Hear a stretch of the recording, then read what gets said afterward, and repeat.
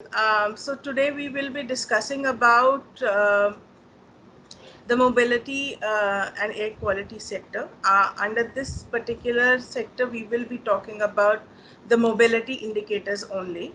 Um, in this sector, there are total 5 indicators. Out of these 5 indicators, 3 indicators are of mobility sector, and we will be discussing and focusing on these 3 indicators. Next, please. The 3 indicators are clean technologies, shared vehicles, availability of public transport, and percentage of coverage of non-motorized transport network, focusing on pedestrian and bicycle networks in the city. Now let's look into the details of these 3 indicators. Next, please. The first indicator is about clean technologies and shared vehicles. The conventional fuel burning vehicles release an enormous amount of intoxicants to atmosphere, causing air pollution and contribution towards increase in GHG emissions. Hence, cities must put efforts to introduce cleaner fuel shared vehicles.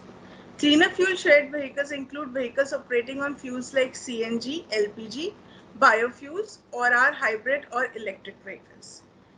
In this indicator, it is intended to calculate the percentage of clean technology shared vehicles that are operating in a city. For calculating the percentage of clean technology shared vehicles, the cities are supposed to collect 2 data points. Next, please. The 2 data points are total number of shared vehicles on clean technologies and total number of shared vehicles in the city. The required percentage will be calculated as per the given formula. The total score of this indicator is 100, and the cities will be marked in 5 levels, that is performance evaluation levels, with score ranging from 0 to 100. Next, please. This particular slide discusses about the performance evaluation levels and elaborates on the sources of collecting required data points. There are 5 evaluation levels which are progressive in nature. If the percentage of clean technology shared vehicles in the city is less than 5%, the city will remain at level 2. And to achieve a complete score of 100, this percentage needs to be greater than 25%. To obtain the data regarding number of low carbon, number of shared clean technology vehicles, the vehicle registration data by type of fuel needs to be obtained from the regional transport office or similar authority who may be maintaining this data.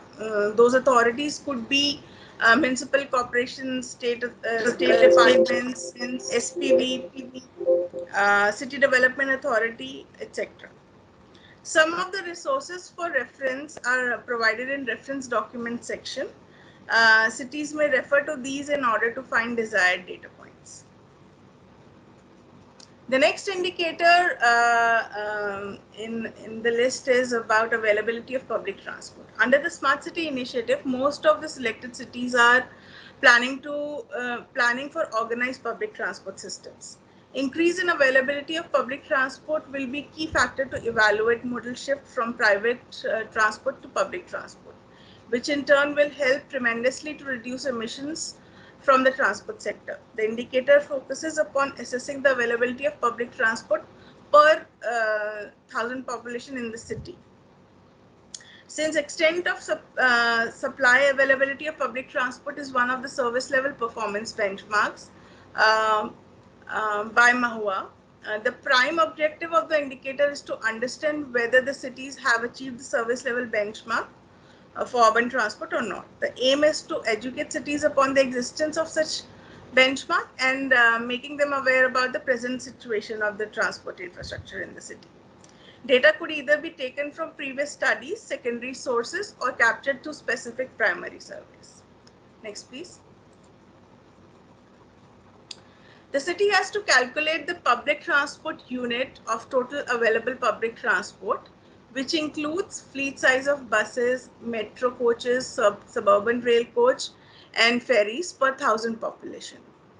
The cities need to provide the below mentioned data points in order to calculate PTU per 1,000 population. The data points for given formula are fleet size of buses, fleet size of metro coach, fleet size of suburban rail coach, fleet size of ferries, estimating and the estimated population, existing population of the city. Also, the capacity of non-bus systems vary from city to city. Hence, the conversion units are also being provided along with the formula above. So this slide discusses about the performance evaluation levels and elaborates on the sources of collecting required data points. There are 5 evaluation levels which are progressive in nature. If the percentage of availability of public transport is less than 0.2, the city will remain at level 2. To achieve a complete score of 100, the percentage needs to be greater than 0.6. To obtain the desired numbers, annual data from public transport authorities and Census of India population figures indexed with average annual growth rate for the year 2019 as per SCP is considered.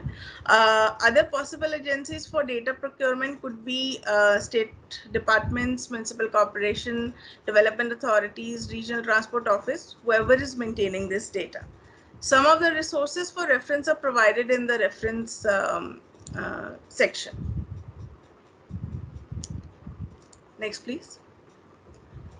Moving ahead to indicator 3, developing the non-motorized transport network in a city addresses the problems related to high consumption of non-renewable energies, thus addressing air pollution and GHG emission production. Furthermore, it promotes aspects like health, traffic safety, traffic congestion, equal mobility options for all income brackets. The last indicator under this mobility sector focuses upon assessing the dedicated cycle and pedestrian networks in the city on major road networks, that is on all arterial, subarterial roads and public transport corridors. In this indicator, it is intended to calculate the total length of footpath and bicycle lanes. For calculating the percentage of coverage of NMT network, the city needs 3 data points. Next, please. These 3 data points are total length of footpath, total length of cycle tracks or cycle lanes, and total length of the network within the city, the road network within the city. The minimum width of footpath and cycle track should be considered as per the street design guidelines of MAHUA. And in case of narrow roads, width of cycle tracks and footpaths can be combined. Next, please. This slide discusses about 5 performance evaluation levels. If the percentage of NMT coverage is less than 15%, the city will remain at level 1. And to achieve a complete score of 100, this percentage needs to be greater than 50%. Cities can source the required data through sources like NMT network plan of the city, annual completed list of NMT and pedestrian projects of PWD and municipal corporations or equivalent department, bicycle lanes constructed in the city, map of NMT network in the city, which is the line geometry with attributes of lane widths, map of bicycle lanes constructed in the city, which is again .kml file with certain attributes assigned to it. Such data can be sourced from departments like state departments, municipal corporations, development authorities, transport companies, or any equivalent agency who is maintaining this data. Some of the resources for reference are provided in the reference document section. Besides this particular indicate the data for giving the data or for sharing the data, there is a template available for this particular indicator, and we'll be discussing it further ahead. The location of this template will be discussed in the next slides. Next, please.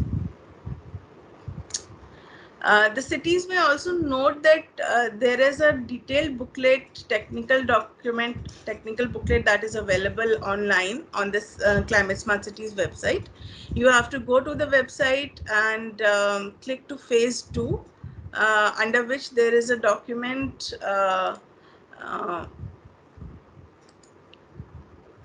on Climate Smart Cities Assessment Framework 2.0, which can give you the detailed layout of what is the information, the kind of levels, the scoring system, everything is listed in this particular technical document.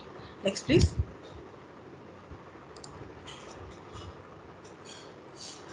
And on the same site, the assessment framework under the evidence templates, there is a template for indicator 3 that is available, under which cities can detail their data. Next, please. There is an FAQ section on mobility and air quality that can be looked at the website. This section will give you answers for all the general queries that might come up. Next, please. Then there is a section on reference document. Several organizations have contributed to with guidance document or reference document that might help you to understand a particular subject if need be, and it can be referred under the knowledge repository section. Next, please.